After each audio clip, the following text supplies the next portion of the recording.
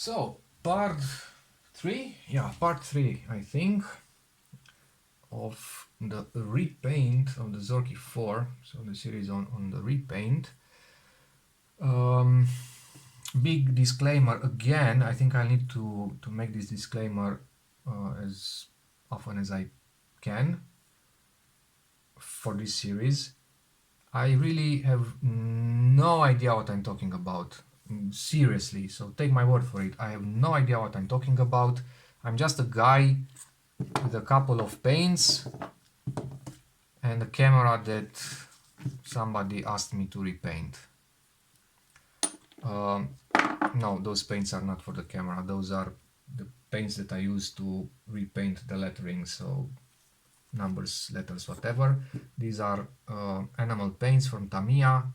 They are used in scale modeling, so they are designed to look nice on a shelf, not on a camera. It's a very weak paint from a mechanical point of view, so it will scratch.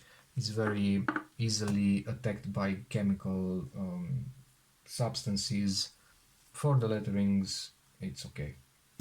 All right, so whatever I'm talking here is just my extremely brief experience with painting cameras or painting things in general. Um, it's not a tutorial, really, I mean it. It's not a tutorial, it's more like the other way around. Maybe you guys can help me identify what I'm doing wrong or what I'm doing right or what I should be doing and so on. Now, for the time being, Cerakote is out of the question. I did my math, I thought about it a lot. Getting into Cerakote would probably cost me around €1,000 from the get-go, because I can't use my airbrush, I can't use my air compressor, pretty much I can't use anything from what I already have. So I will need a big ass compressor that can pump up enough pressure and air volume to sustain on one hand the paint gun, obviously, and on the other hand the sandblaster.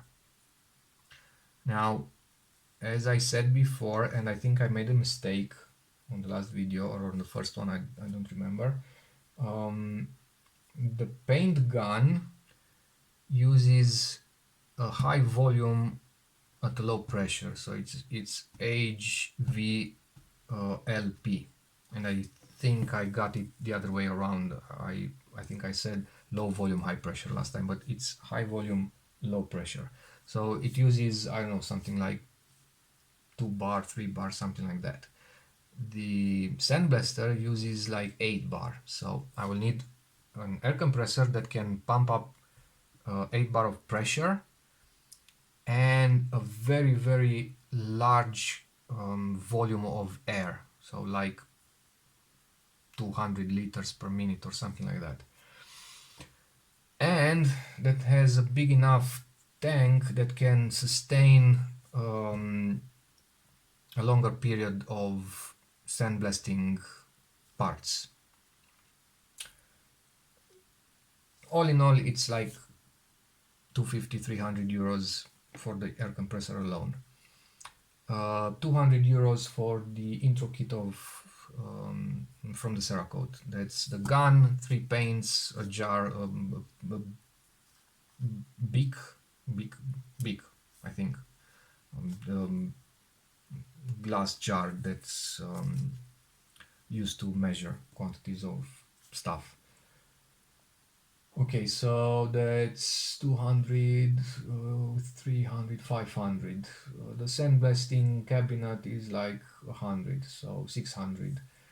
I will need something to take out the vapors and not kill myself.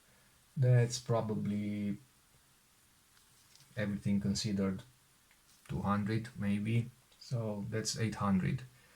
A couple of more paints because maybe I will need them. That's 900, and thing here, thing there, it's 1,000 euros.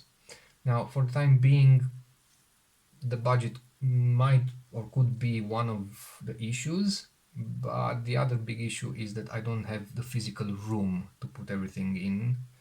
The air compressor is very large, the sandblaster is very large, everything is very large, and I am working in a little tool shed that is like 1 meter by 3 meters by maybe 2.5 height. So it's literally a coffin. I don't have room to put everything there, so I decided to take a break from the Cerakote idea for the time being. On the other hand, Cerakote is around for like what? A couple of years, 5 years, 3 years, something like that. Now, cameras have been painted before, forever, and they didn't use a ceramic coating, they used paint. Obviously, a special kind of paint, probably, I don't know, maybe it was lacquer paint or. But no, I think it was lacquer paint. I'm, for the time being, using automotive paint that's acrylic. It should be strong enough still if the camera is handled with a certain amount of care, so no abuse.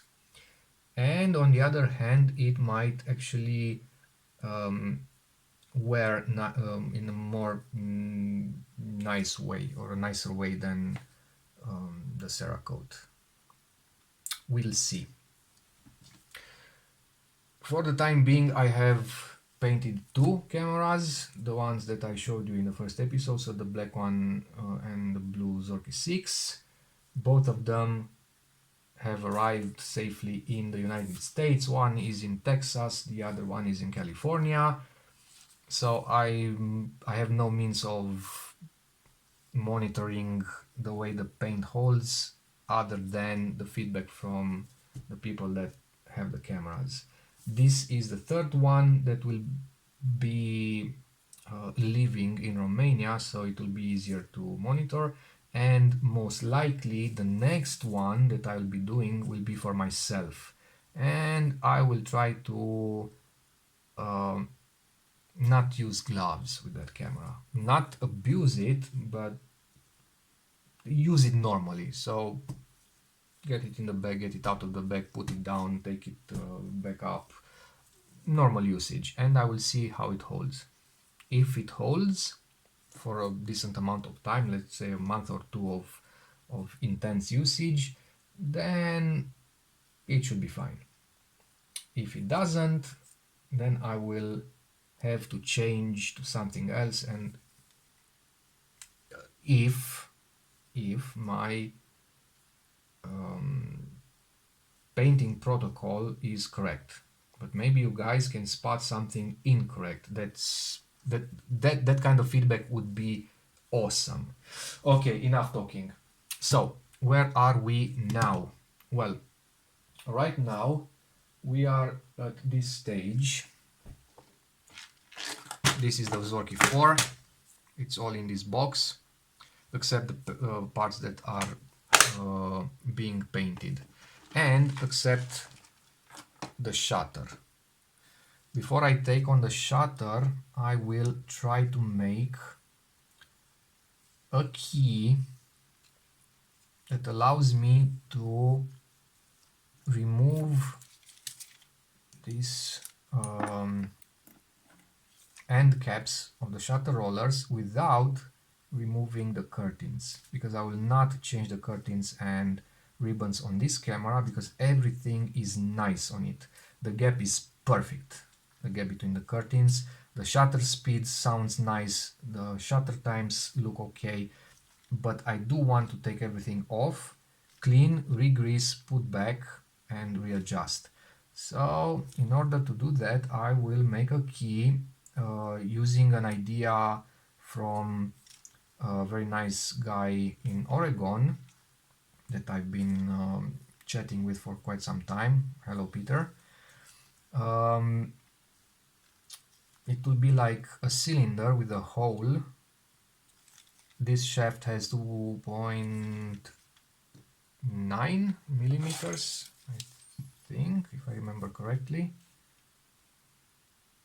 Yeah, 2.9. So it will be a cylinder. It will have an inner hole, so an inner hole like this one of 2.9 or 3 millimeters, so it can slide over the shaft. And at the end of the cylinder I will try to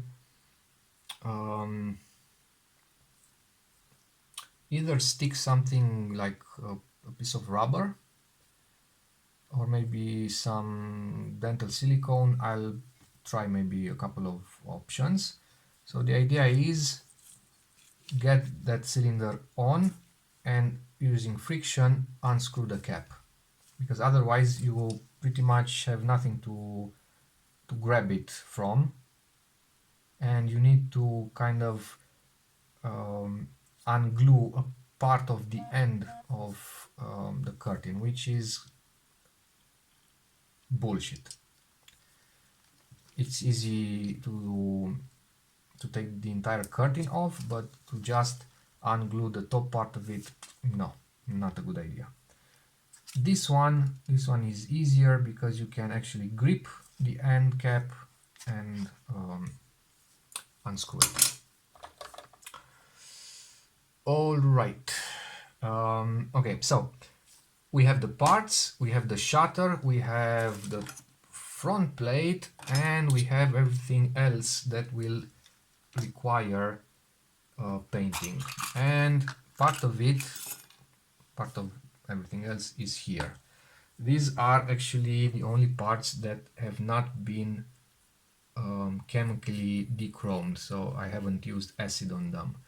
This one, I don't remember why, because this one is most certainly not aluminium, but it's small, so I can just sandblast it. Sandblasting this Russian chrome is awful. It's super awful. It takes a lot. I hate it, but yeah, I need to do it anyway. This one, I decided to sandblast and not chemically dechrome because I don't remember why.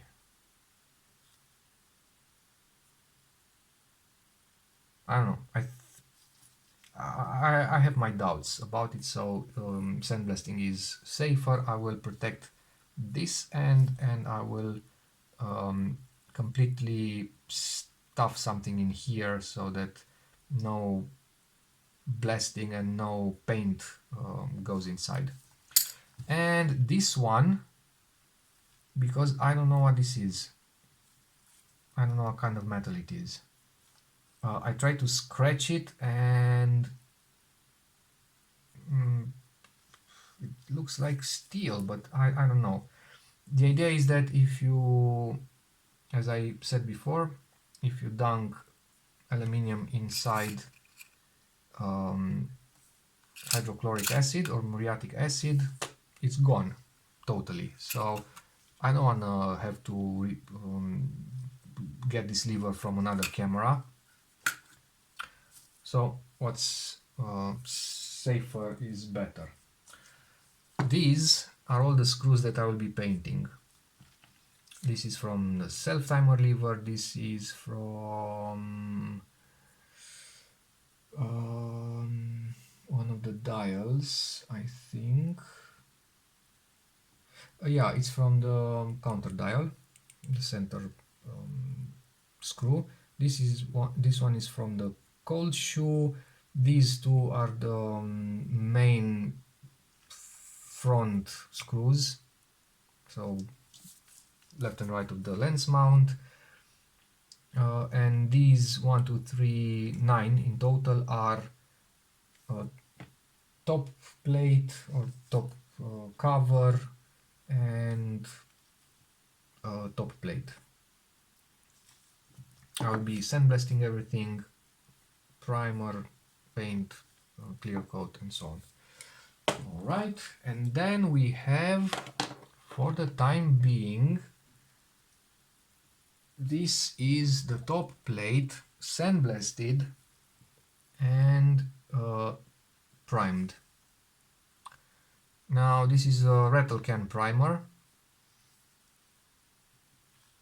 I'm not a big fan at all of rattle can stuff. I would prefer a primer that I can apply with my airbrush, but I haven't been able to find one. And I used this primer, so I have that, and I also have the top plate.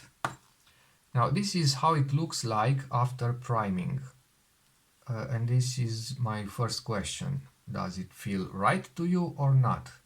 This one I think has a thicker layer, but on this one all this part is actually covered by this one, so I won't be, it's something like this.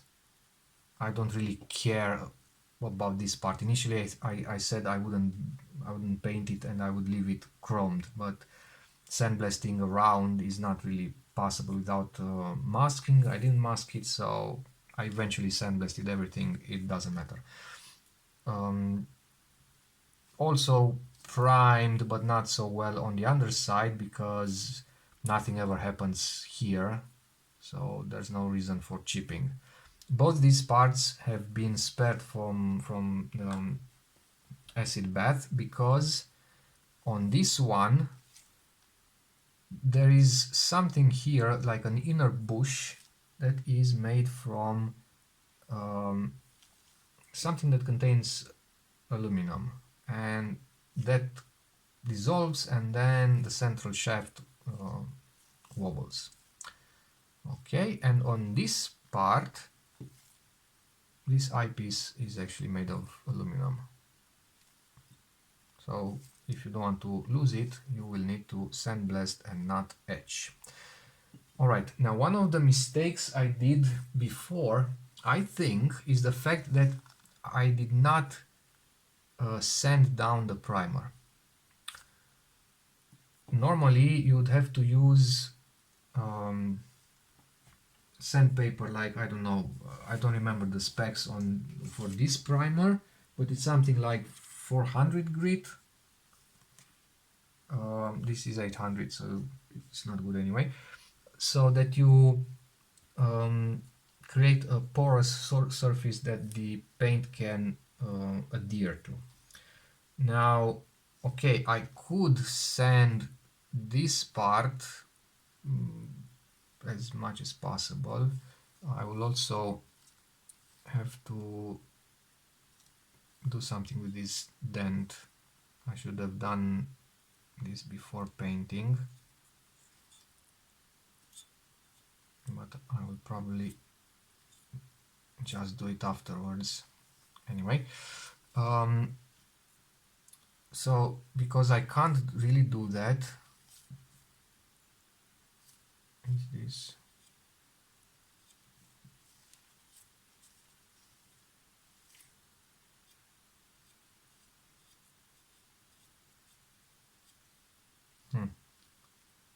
this is something from my fingers probably, because if the primer wears off, it should be copperish under it.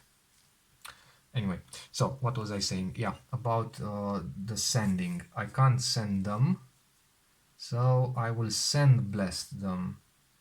The initial sandblasting was done with aluminum oxide of 150 microns, so that's the grit size.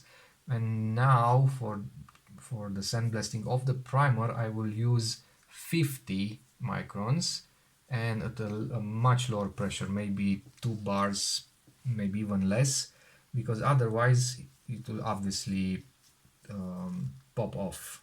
So tomorrow is the first test on sandblasting a primed surface. I will just like brush the nozzle.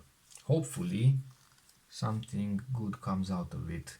Now, unfortunately, it's very difficult to see the difference between sandblasted and non-sandblasted surface area.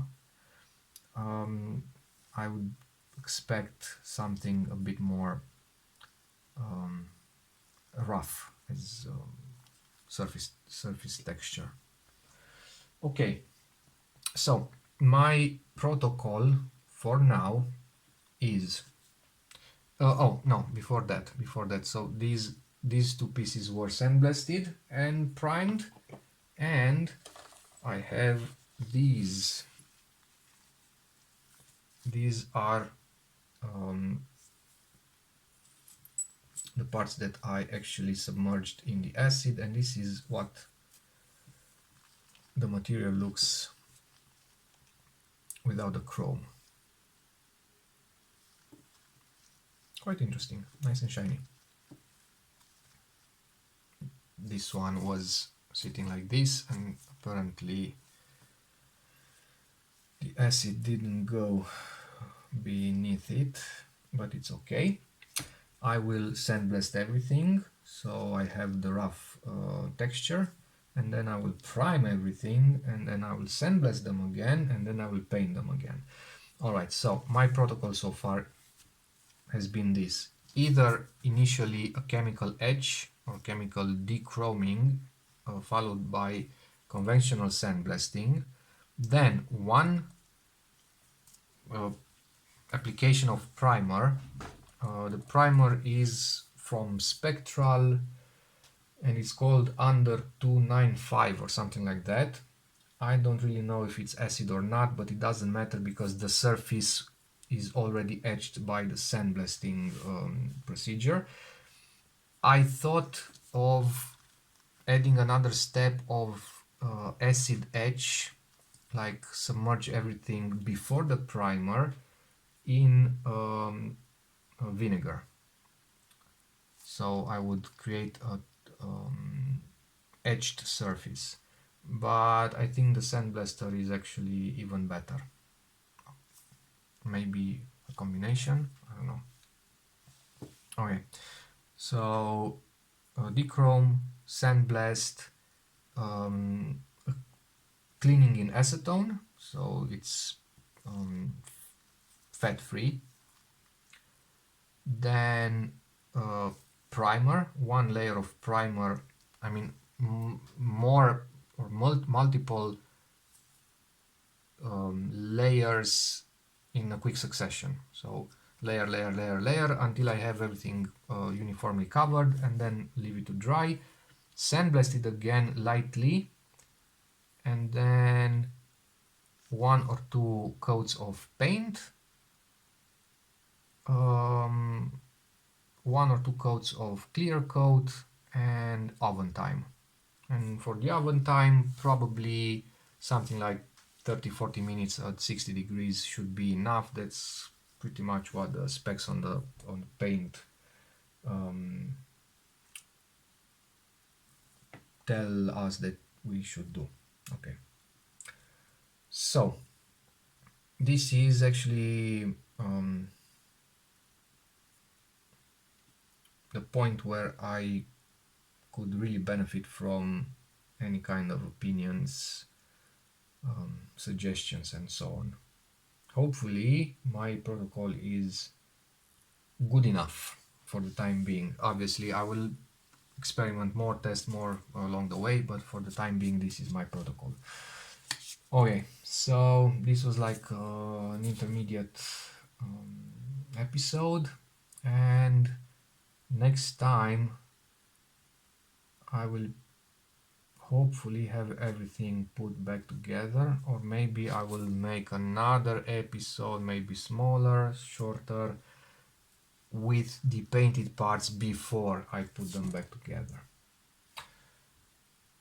Do comment, please, do comment. I'm really curious what you think of my ideas and protocol, and maybe you have the key, the secret that I haven't been able to find. Thank you, see you next time.